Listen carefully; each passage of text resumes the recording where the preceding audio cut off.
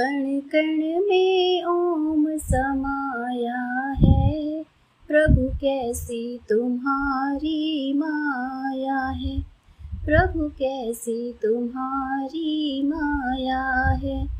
कभी गणपति में ओम, कभी गौरा में ओम, कभी गणपति में ओम, कभी गौरा में ओम, रिद्धि सिद्धि में ओम समाया है, प्रभु कैसी तुम्हारी माया है, प्रभु कैसी तुम्हारी माया है। प्रेम से बोलिए ओम नमः शिवाय। माँ पार्वती की सदा सर्वदा जय हो। भगवान भोलेनाथ के सभी सच्चे भक्तों को मेरा नमस्कार। साथ ही आप सभी का स्वागत है हमारे YouTube चैनल भक्ति पुराण में। आज सावन माह का 5वां दिन है। आज के दिन आप श्रवण करेंगे सावन माह के 5वें दिन की कथा का, जिसमें आप जानेंगे शिवलिंग की स्थापना, उसके लक्षण और पूजन विधि का वर्णन तथा शिव पद प्राप्त करने वाले सत्कर्मों व मोक्षदायक पुण्य क्षेत्रों के वर्णन के बारे में। ऋषियों ने पूछा, हे सूत जी, शिवलिंग की स्थापना कैसे करनी चाहिए तथा उसकी पूजा किस प्रकार करनी चाहिए, किस काल में करनी चाहिए तथा किस द्रव्य द्वारा करनी चाहिए।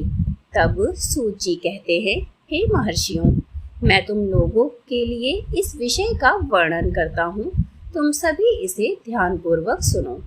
अनुकूल एवं शुभ समय में किसी पवित्र तीर्थ में नदी के तट पर ऐसी जगह पर शिवलिंग की स्थापना करनी चाहिए जहाँ रोज उसका पूजन हो सके।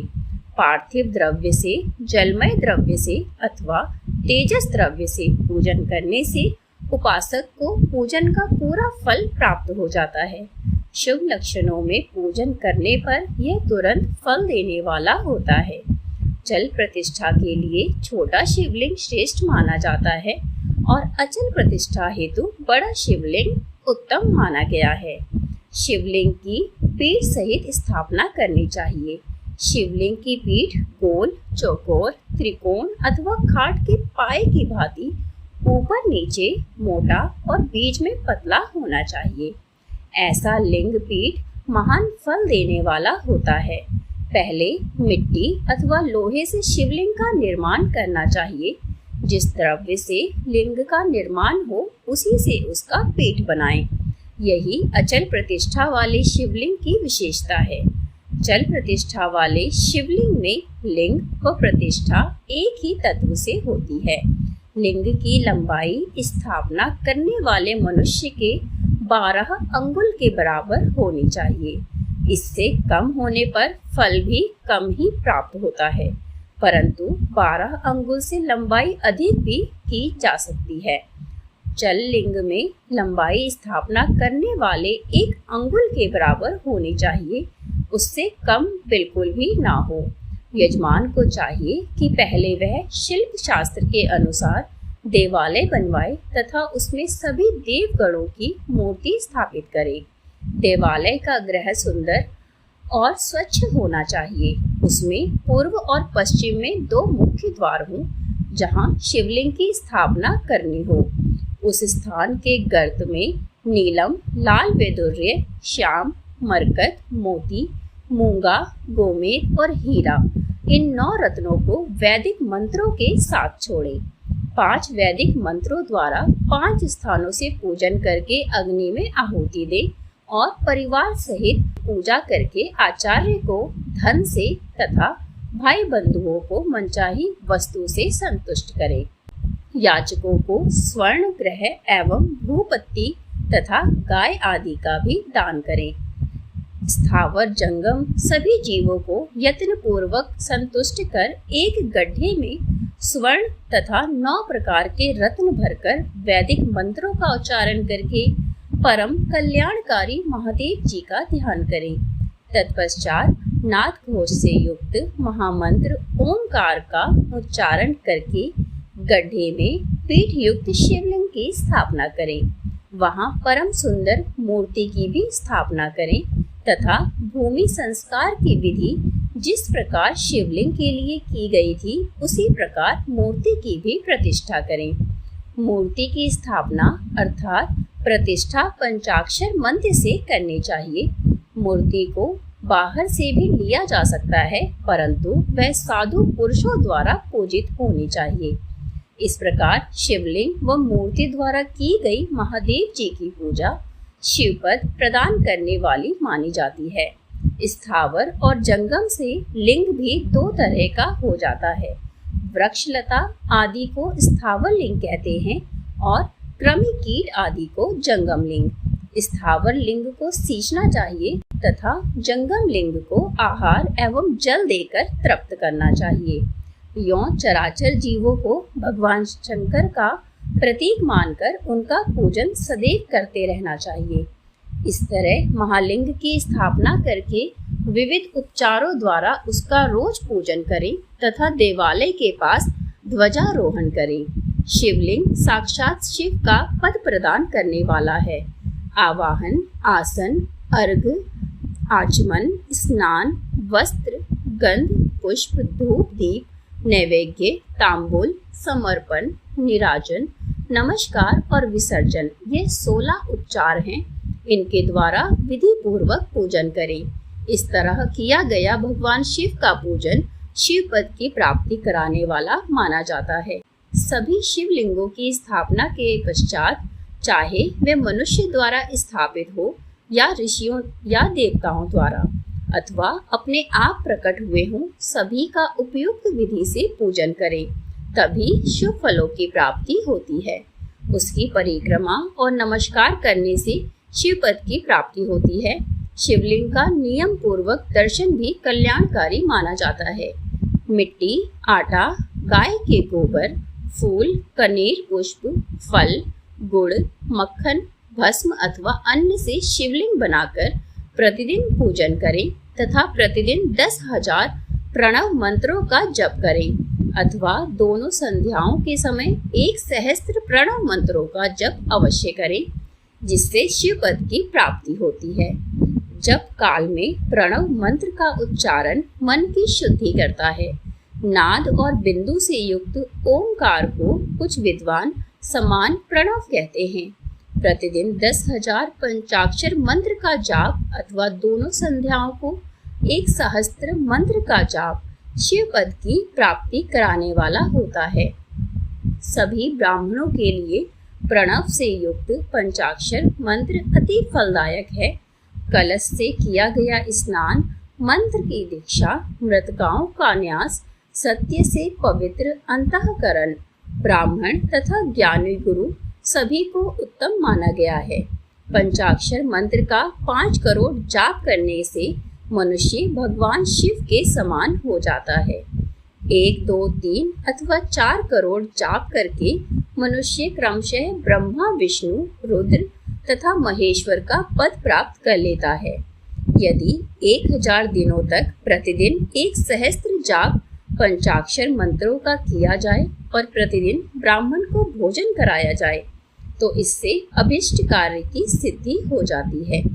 ब्राह्मण को प्रतिदिन प्रातः काल 1008 बार गायत्री मंत्र का जाप करना चाहिए, क्योंकि गायत्री मंत्र शिव पद की प्राप्ति कराता है। वेद मंत्रों और वैदिक सूक्तियों का भी नियम से जप करें। अन्य मंत्रों में जितने अक्षर हैं उनके उतने लाख जप करें। इस प्रकार यथाशक्ति जप करने वाला मनुष्य मोक्ष प्राप्त करता है। जो मनुष्य भगवान शिव के लिए फुलवाड़ी या बगीचे लगाते हैं तथा शिव मंदिर में झाड़ने बुहारने का सेवा कार्य करते हैं, ऐसे शिव भक्त को पुण्य कर्म की प्राप्ति होती है। अंत समय में भगवान शिव उसे मोक्ष प्रदान करते हैं। काशी में निवास करने से भी योग और मोक्ष की प्राप्ति होती है। इसीलिए आमरण भगवान शिव के क्षेत्र में निवास करना चाहिए। उस क्षेत्र में स्थित बावड़ी, तालाब, कुआं और पोखर को शिवलिंग समझकर वहां स्नान दान और जप करके मनुष्य भगवान शिव को स्वयं ही प्राप्त कर लेता है। जो मनुष्य शिव के क्षेत्र में अपने किसी मृत संबंधी का दाह, मासिक श्राद्ध अथवा वार्षिक श्राद्ध कराता है, अथवा अपने पितरों को पिंड देता है, वह तत्काल सभी पापों से मुक्त हो जाता है और अंत में शिव पद प्राप्त करता है।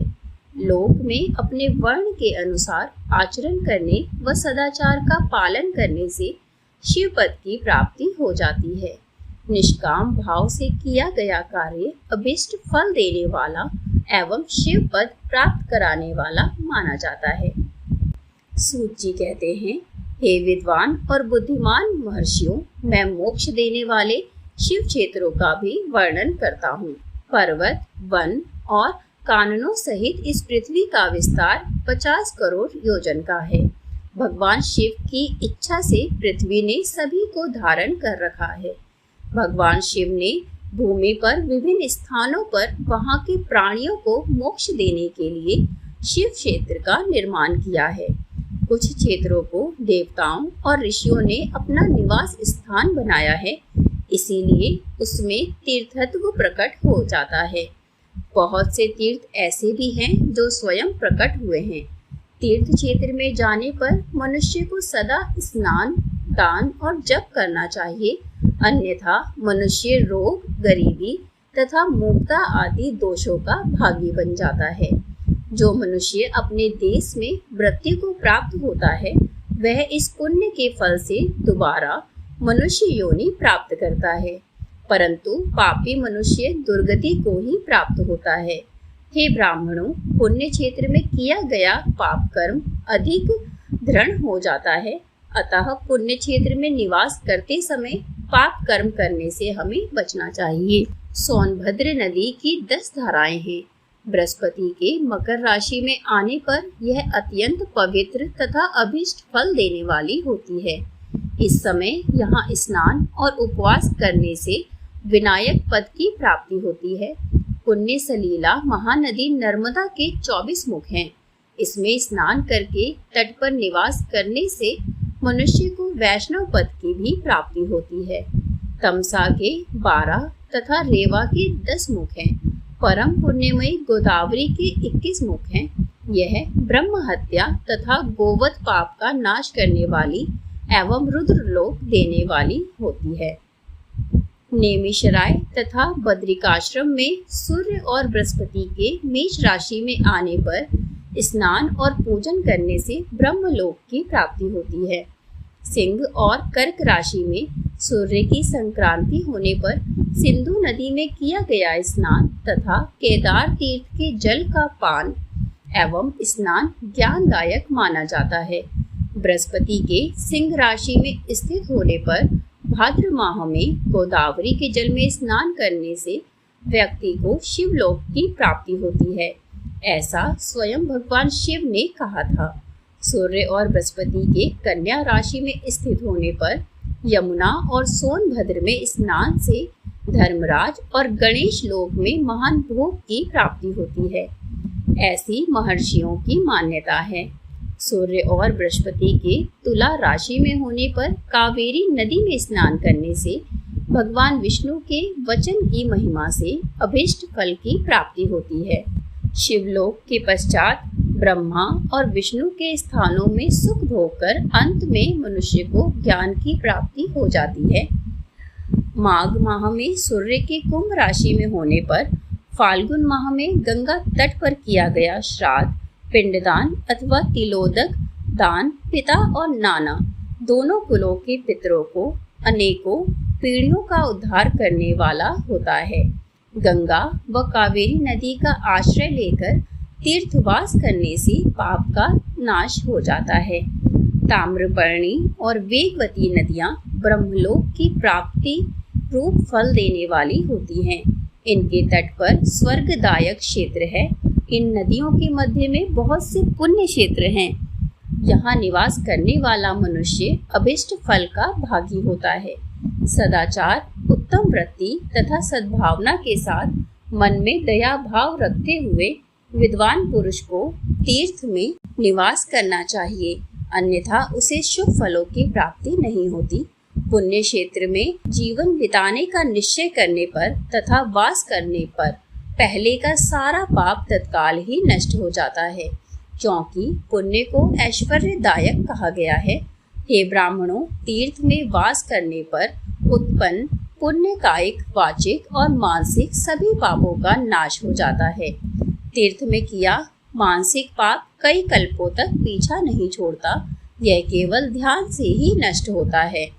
वाचिक पाप जाप से तथा कायिक पाप शरीर को सुखाने जैसे कठोर तप से नष्ट होता है।